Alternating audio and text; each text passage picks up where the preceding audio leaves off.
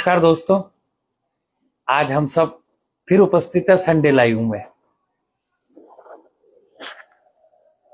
आज अब से कुछ देर बाद एक बड़ी खगोलीय घटना होने वाली है जिसे चंद्र ग्रहण कहते हैं।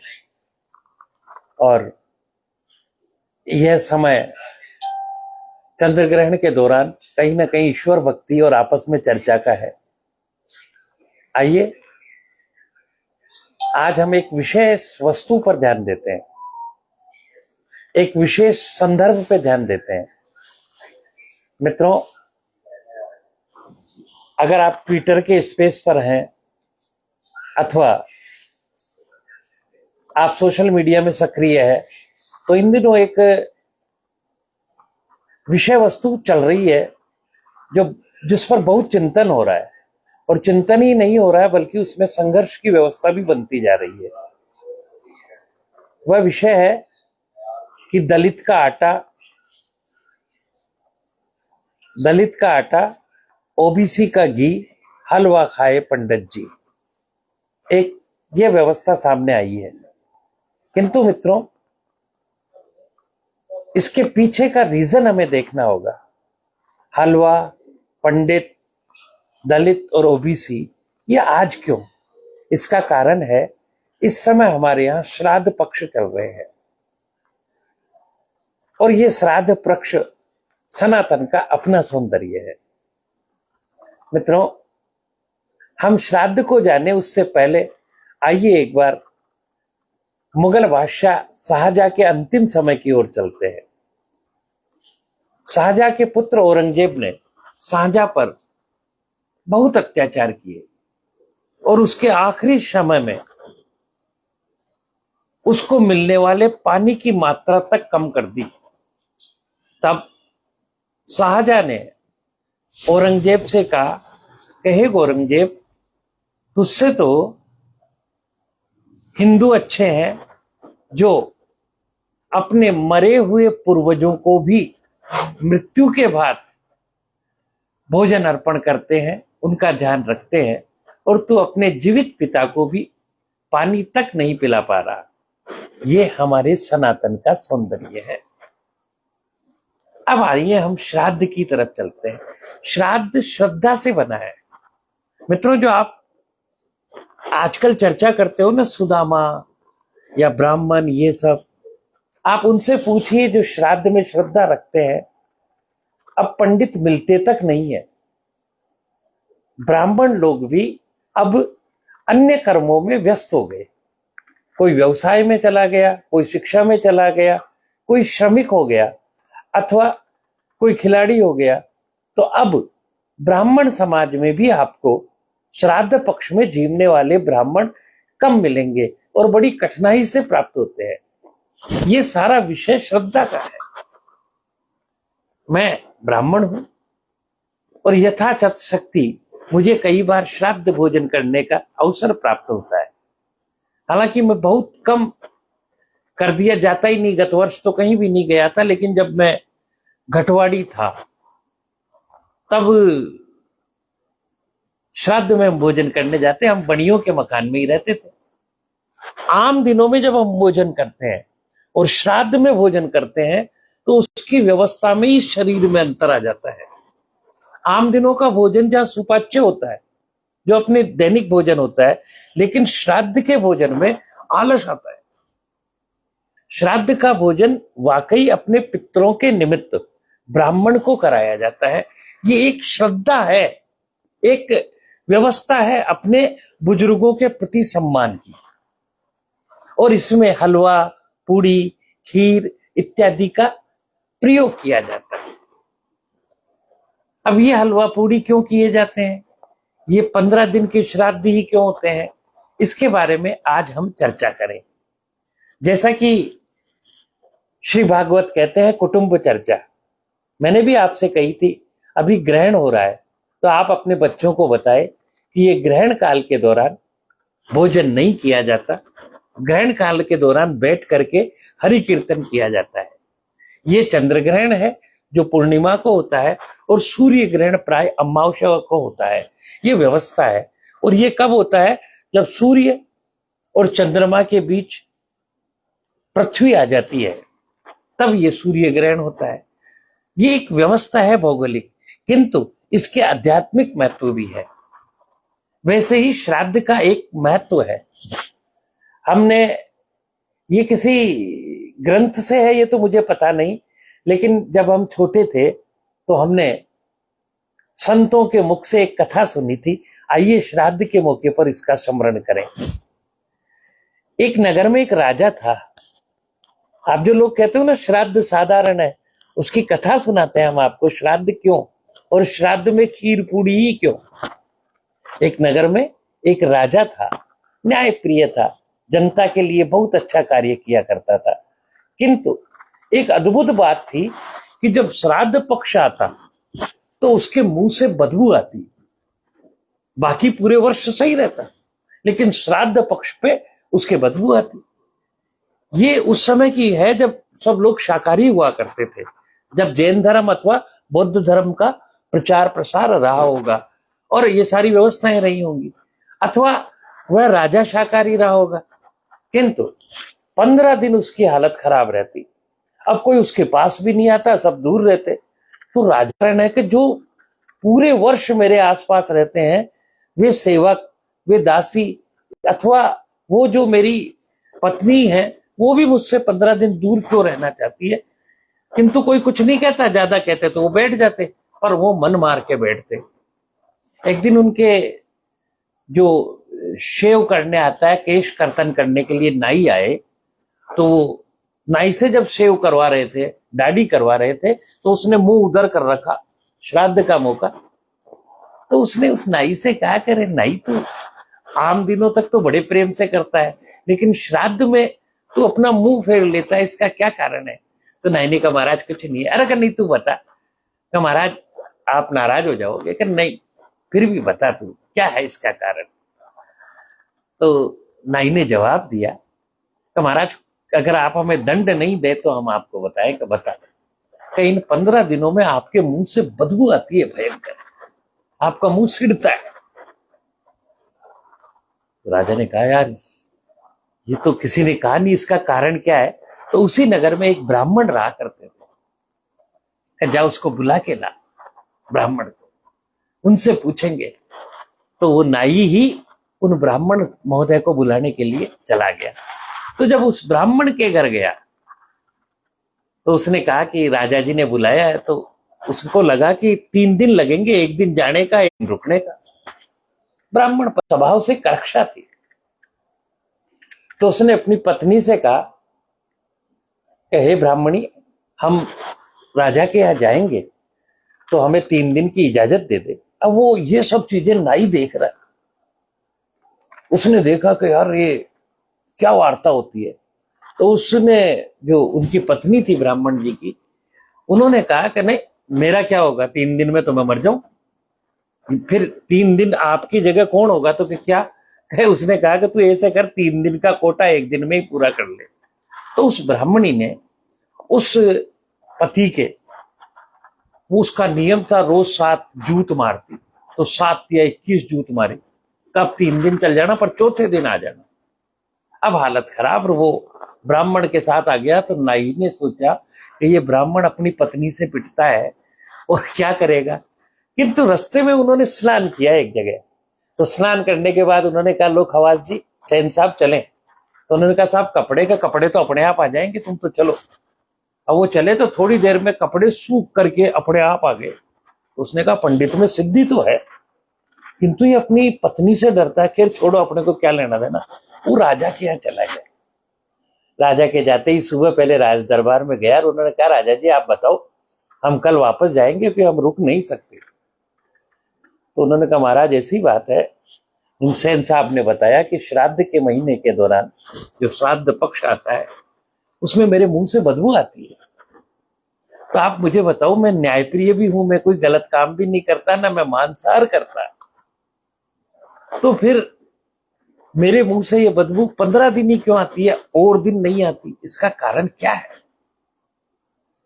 तो ब्राह्मण ने अपनी ज्योतिषी शास्त्र से देख करके कहा कि महाराज इसका एक सहज कारण है।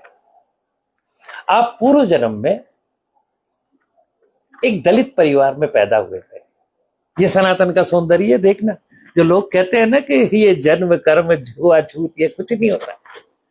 हमारे यहाँ भी पहले जब पंच होते थे तो उसमें सभी जाति के लोग हुआ करते थे। ब्राह्मण भी होते थे, राजपूत भी होते थे, किसान भी होते थे और दलित भी होते थे, जिन्हें पंच पटेल कहते हैं। तो उस ब्राह्मण ने बताया कि हे राजन, तुम अपने पूर्व जन्म के अंदर एक दलित परिवार से हुए, किंतु तुम्हें अपनी कला के कारण, बुद्धि के कारण अथवा योग्यता के कारण उस गांव के अंदर पंचाई करने का अनुभव था और तुम्हारा न्याय प्रिय था। तो गांव के लोग तुम्हारा आदर करते थे और गांव के अंदर आप सम्मानित थे। और आपने उस समय दलित समुदाय में जन्म लिया था जहां मांसाहार आदि सब कुछ हुआ करता था, और आपको उस समय जो पाड़ा होता है महिष, उसका मांस प्रिय था। कालांतर में आपने सबकी सेवा करते हुए, अपना कर्म करते हुए, उम्र पा करके, सत्कर्म करते हुए मृत्यु को प्राप्त हुए, और आपके कर्मों के कारण आपको राजा के घर में जन्म मिला और आज आप राजा हो। किंतु वहां जो आपके पुत्र थे वो आपका श्राद्ध निकालते, किंतु उन्हें पता था श्राद्ध में हम भी प्राय क्या करते हैं, वह वस्तु भी बनाते हैं जो मृतक, जो मृत्यु को प्राप्त हो चुका उसे प्रिय हो। कई लोग अपने पिता या दादा का श्राद्ध निकालते समय अगर वो पान खाते हो तो पंडित जी को पान देते हैं। अगर कोई और उनका जो सात्विक कोई चीज हो तो वो पंडित को दी भी जाती है, और कई बार मृतक के भाव की मिठाई भी बनाई जाती है। ऐसा आज भी कई जगह है। तो वो जो दलित परिवार था वो समृद्ध तो था ही, तो वो जो आपका श्राद्ध निकालता है तो वो क्या करता है कि वो उसी तरह से जो पाड़े का मांस होता है उसी का भोजन बना करके वो वितरण करता है उनके अपनी व्यवस्था के अंदर, समाज के अंदर। राजन ने कहा कि ये तो बढ़िया है। उस दलित परिवार को बुलाया गया, पास के गांव में था, तो उन्होंने कहा मेरे भाई ये श्राद्ध जब आप निकालो, बाकी सब तो सही है, श्राद्ध में नगर में सभी लोग ऐसा भोजन बनाए जो सुपाच्य हो, अच्छा हो और सात्विक हो। तब से हमारे यहाँ श्राद्ध के अंदर सुपाच्य भोजन बनता है। पाई तुरई की सब्जी होती है, हरी सब्जी होती है, खीर होती है, हलवा होता है अथवा पूड़ी होती है। ये बना करके पंडितों को भोजन किया जाता है। तो उन्होंने पंडित जी को दक्षिणा देकर के विदा करना चाहा, तभी उन्होंने नाई ने कहा तो महाराज आपकी समस्या तो सिद्ध कर दी, लेकिन पंडित जी के भी घंट है कि क्या है कि मैं बताऊं, आप अकेले में बात करो। तो अब पंडित जी, राजा और नाई तीनों, क्योंकि सबके सामने नाई बता नहीं सकता था, तो उन सैन साहब ने कहा महाराज ये दशा है, इनकी पत्नी इनके मारती है, इनको तो पूछो इनका क्या कारण है। तो महाराज ने कहा महाराज बताओ, आपने मेरी मदद करी, मैं भी आपकी मदद करना चाहता हूँ। ऐसा राजन आप मदद नहीं कर सकते, ये मेरे पूर्व भाव के कर्म है, जैसे आपके है वैसे ही मेरे है। कैसे है कि पूर्व भाव के अंदर मेरी पत्नी एक कुतिया थी, उसकी पीठ के ऊपर फोड़ा हो गया और मैं था कौवा। मैं क्या करता, उस फोड़े पे बैठ करके चोंच मार करके उसका रक्त पीता। तो जब तक वो मेरा रक्त नहीं पी ले तो इस प्रकार से वो मुझे पीड़ा देती है और मेरा रक्त सूखता है। तो राजा ने उसके लिए एक व्यवस्था कराई, वैद्य को बुलाया, उसके शरीर से कुछ रक्त निकाल करके उनका व्यवस्था करी और लड्डू वड्डू बनवाए। ये कथा है, केवल लोक कथा, ये कहीं वेद पुराण में नहीं है, लेकिन हमने सुनी बुजुर्गों से। हमारे मदन सिंह जी खंगारोत हुआ करते थे, गहलोता के बाबू साहब, वो हमें ये कथा सुनाते थे। ये नहीं है कि जरूरी ज्ञान ब्राह्मणों के पास ही हो, ये नहीं हो। कथाएं जो लोक कथाएं होती है वो हमें सकारात्मकता की ओर ले चलती है, उनकी ये कथा सुनाई हुई है। तो उन्होंने वहां ब्राह्मणी को बुलाया, तो ब्राह्मणी नाराज हुआ क्योंकि 3 दिन से ज्यादा हो गए। फिर राजा के सैनिक उसे लाए और वो जो लड्डू थे वो उसको खिलाना शुरू किए। तो पहले दिन तो वो नाराज, पंडित जी को लाओ, पंडित जी को लाओ, पंडित। लेकिन जो जो वो लड्डू पेट में जाए तो ब्राह्मणी का जो क्रोध वो खत्म हो गया और वह अपने पति के प्रति समर्पित हो गई, और इस तरह ब्राह्मण और ब्राह्मणी का जीवन भी सही हो गया। तो मित्रों, ये जो श्राद्ध है, ये सारी व्यवस्थाएं एक श्रद्धा का विषय है। यह आडंबर अथवा अंधविश्वास का विषय नहीं है। अगर आप में से किसी को इसमें रुचि नहीं हो, अगर आप अधिक पढ़ लिख गए, कोई बात नहीं है ये, किंतु हमारे यहाँ पूरी की पूरी व्यवस्था है। अपने पितरों के प्रति समर्पण का ये विषय है। तो आज मैं श्राद्ध पक्ष पर ग्रहण का दौरान आपसे ये चर्चा की। अब आइए कल की घटना पर बात करते हैं। जो आप सब मित्र लोग, कई बार बात चलती है और हमारे बीच में जातीय संघर्ष उत्पन्न करने की कोशिश की जाती है। विशेषकर सोशल मीडिया के अंदर हम लोग देखते हैं कई लोग फर्जी नाम बना करके, जो होते नहीं है, किंतु कभी वो राजपूत बन जाते हैं, कभी ब्राह्मण बन जाते हैं, कभी किसान बन जाते हैं, कभी दलित बन जाते हैं, और अपने एजेंडे के तहत आपस के अंदर विद्वेष के कारण बयानबाजी करते हैं, जिससे सनातन धर्म में और हमारे लोगों में विद्वेष होता है। हमें ऐसे लोगों से बचना चाहिए। आप लोगों ने देखा, जो लोग जय भीम जय मीम के नारे लगाते थे, कश्मीर की हजरत बल दरगाह में लगभग 40 करोड़ रुपए के विकास कार्य करवा के उस दरगाह को सुंदर स्वरूप दिया गया, और कश्मीर के ही वक्फ बोर्ड के अध्यक्ष आंद्रे अगासी के द्वारा उस कार्य का शिलान्यास भी किया गया, और उस दरगाह में एक पट्ट लगाया गया जिसके अंदर बाकायदा नाम था और भारत का चिन्ह लगा हुआ था। कल मोहम्मद साहब के जन्मदिन के दिन, जश्न ईद मिलादुल नबी के दिन, कुछ लोगों ने उस अशोक स्तंभ को तोड़ दिया कि ये हराम है। मित्रों, ये घटना साधारण घटना नहीं है। उन्होंने न केवल अशोक स्तंभ को तोड़ा, बल्कि उस पट्टिका पर जो जम्मू और कश्मीर लिखा हुआ था, उसमें से जम्मू को भी तोड़ दिया। ये एक घातक परंपरा है। ये हमारे अपने लोगों के बीच कुछ गंदे लोग हैं जो इस तरह की घटनाएं करके समाज को और धर्म को बदनाम करते हैं। ये वही लोग हैं जिन्होंने पूर्व में भी मुंबई के अंदर शहीद स्मारक पर, आपने देखा होगा, शहीद स्मारक पे भी तोड़फोड़ करी थी। तो अब समय आ गया है हमें अपने देश के प्रति, अपने राष्ट्र के प्रति, अपने संविधान के प्रति जागरूक होना होगा। आप सबसे भी मैं निवेदन करता हूं कि ऐसे कट्टरपंथी और छोटी सोच के लोगों से बचे और बच करके आगे बढ़े। कई बार आप लोग देखते होंगे कि लाइव पर भी मेरे से कई लोग कहते हैं कि कमल बाबू आप ये, तो मैं कुछ लाइव, आज का लाइव मीठा रखा है। वो इसीलिए रखा है कि आपका हमारा चिंतन हो, राष्ट्र का चिंतन हो। आप सब समझदार है। आप लोगों को मैं बता दूं, आज भी आप गूगल सर्च करके देखना, जिस राष्ट्र में आप निवास कर रहे हो, जिसे भारत भूमि कहते हैं, और भारत में भी राजस्थान, और राजस्थान में भी जयपुर जिला जहां मैं बैठता हूं, और जयपुर में भी मैं तो अपने शाहपुरा परिक्षेत्र की कह रहा हूं, ऐसा दिव्य जगह कहां मिलेगी। मेरे यहाँ, जो आप सब लोग दूर दूर से सुनते हैं मित्रों, मेरे यहाँ 4 धाम है, और ये परमात्मा की कृपा है कि शाहपुरा परिक्षेत्र में मैं जब से आया हूं, मैं यहाँ 2000 से हूं लगभग, आज मुझे 26 वर्ष हो गए। यहाँ मैंने, जब मैं शादी ब्याह में जाता हूं तो आप ताज्जुब करेंगे, ये आश्चर्य नहीं है, यहाँ देसी घी का प्रयोग होता है, यहाँ वनस्पति घी अथवा डालडा का प्रयोग होता ही नहीं है। लोग तेल काम में ले लेंगे। इसका कारण पता है क्या है? यहाँ चारों तरफ 4 संतों के दिव्य धाम है। एक तरफ जहाँ त्रिवेणी धाम है, एक तरफ परमानंद धाम है, एक तरफ लीलका धाम है, एक तरफ बन्नादास जी का लांबी धाम गठवाड़ी है, और अंदाता जी का भी वहां बंगला धाम है। ये सारे संत हमारे जो है, और खोरा के अंदर, छारसा के अंदर सीतरदास जी महाराज है। मित्रों, आप लोगों को बताएं, ये साधारण पंथ नहीं है। यहाँ सब गद्दियों पर सभी समुदाय के संत हैं, और सभी संतों का सब आदर करते हैं। जहां त्रिवेणी की जो गद्दी है, वहां क्रमशः गुर्जर और ब्राह्मण संत जन्म से कर्म, आगे तो संत की कोई जाति होती ही नहीं है, वो है।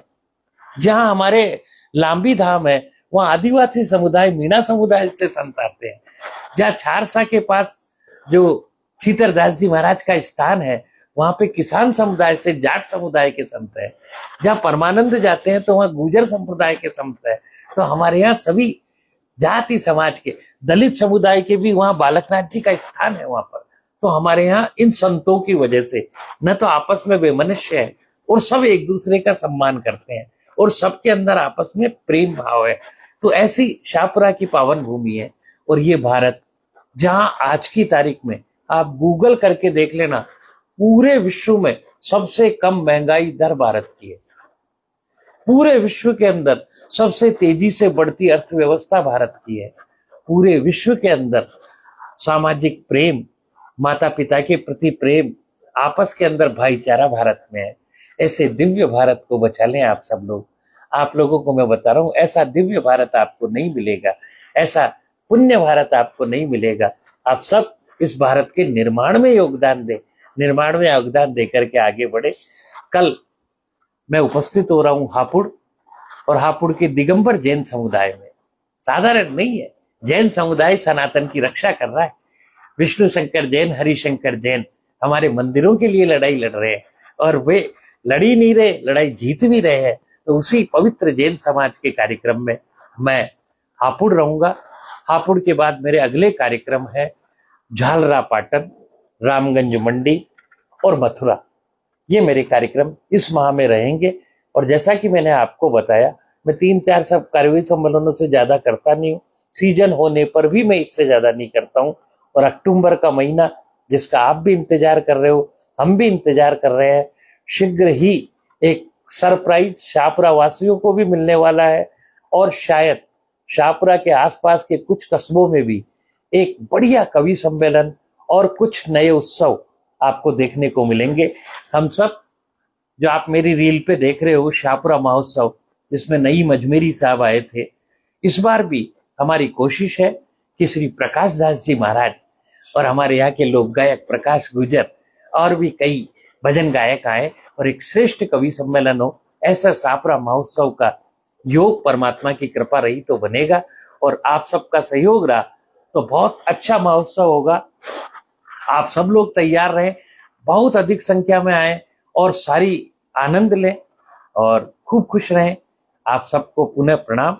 आप खूब तरक्की करें। नमस्कार, जय भारत।